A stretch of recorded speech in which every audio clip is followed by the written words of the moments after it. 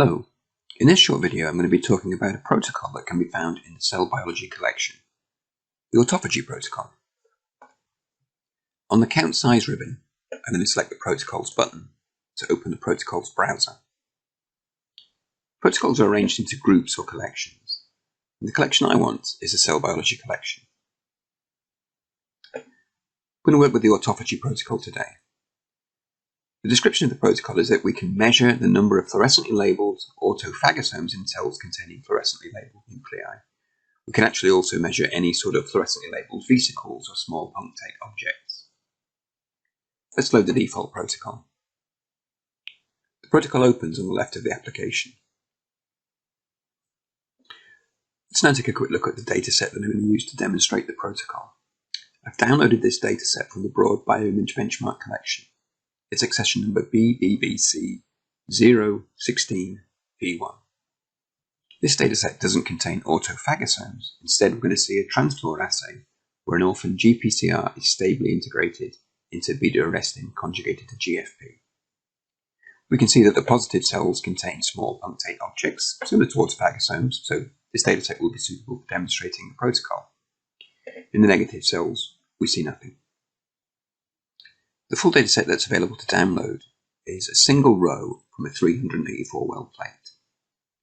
There's a dose curve that consists of 11 dose points and 1 control, with each concentration duplicated in adjacent wells.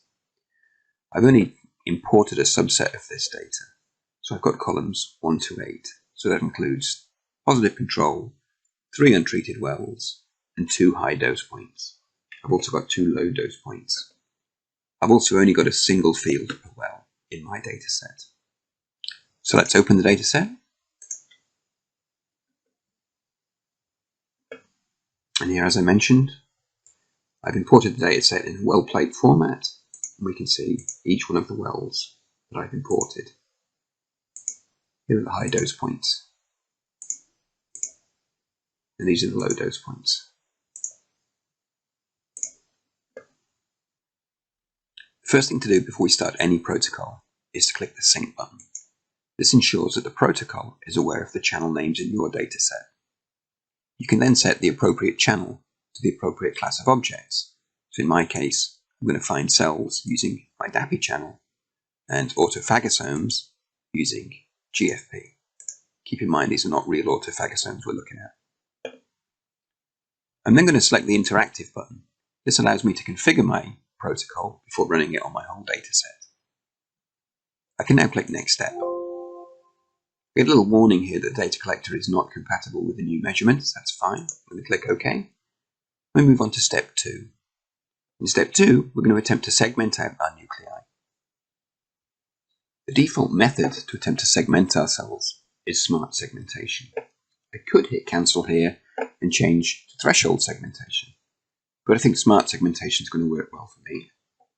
So I'm going to first select a couple of example nuclei.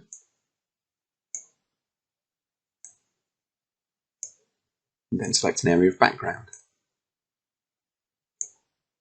And this is all that Image-Pro needs in order to be able to identify my cells. I might just add additional background area between these two nuclei. That looks pretty good. So let's click OK. Now it looks a bit odd right now, and I think that's because I've got some small objects which are not true nuclei. Now I have an option here to set a minimum area. So I'm going to select on the Edit box. Here you can see a large quantity of very small objects. I'm going to put the minimum area higher than that, so now they're all excluded. I could set a maximum threshold as well, but I don't think I need to in this case. Let's click OK. And now that looks much better. I can also use a Fill Holes option if I wish to, and apply a Split option if necessary. I don't think any of those things are required in this case. The default Grow option here is set to 70. So I'm growing outside the area of my nuclei to find the cellular area that's going to contain my objects of interest. We could adjust this if necessary, but again, for me, I think it looks fine. So I'm happy with this now, and I'm going to hit Next Step.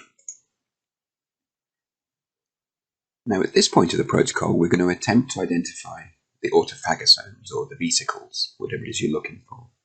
Again, we've defaulted to smart segmentation, and again I could hit cancel here and change to threshold segmentation if I wish. Let's stick with smart segmentation, and as before, we'll start off by selecting some objects that we're interested in. So I'll select a couple of vesicles, maybe 3, and then a region of background. And let's see how Image-Pro does with these objects. Not bad actually, but I think we could perhaps do with a little bit more background in there. So let's just select a bit more background and say OK and see how we get on with that. That looks pretty reasonable. I think we found quite a few of our objects of interest there. There's currently a split option applied, which I'm going to leave on, watershed. I could change to the boundary shape if I wish to. Again, I can apply a minimum area. I think I'm going to do that just so we don't pick up any noise or debris. I'm going to set it to, I think, 10 square pixels as my maximum, sorry, as my minimum valid area for this protocol, and say OK. Another change I quite like is to change the color scheme. So let's change the color for this class of objects to random.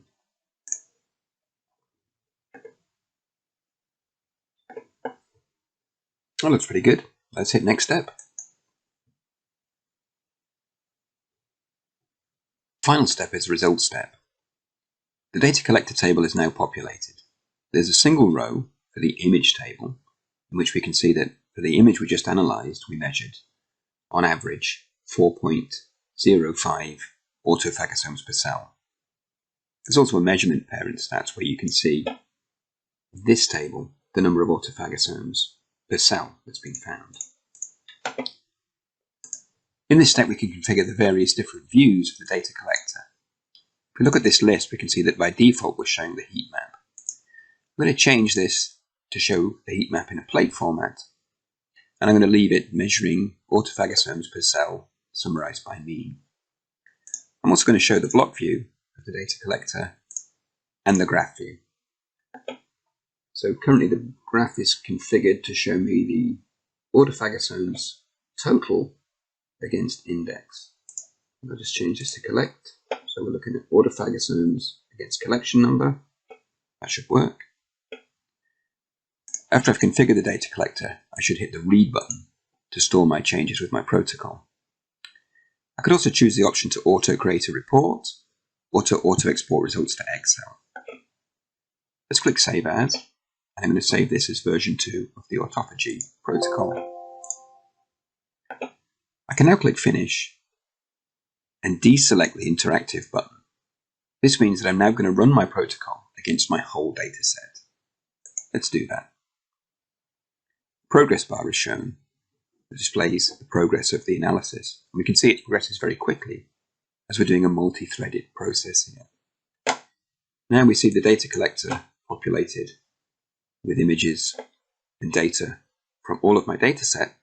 The heat map is currently showing me all of the analysed wells. And here we can see the positive control, 3 negative controls, and then 4 high dose wells and 2 low dose wells. We can see that we've got the highest number of vesicles per cell on average in wells 6, 7, and 8. Here we can see the graph on the right.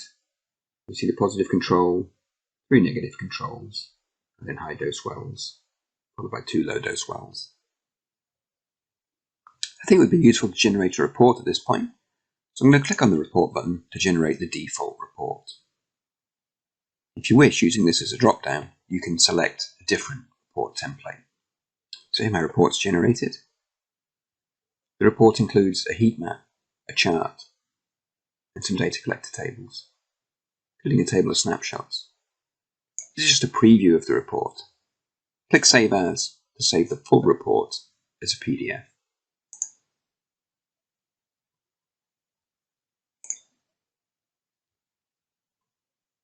And your report's generated.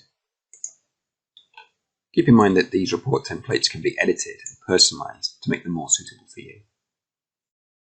So that brings me to the end of this demonstration Hope you found it helpful. If you have any questions, please contact Media Cybernetics and we'll be happy to help.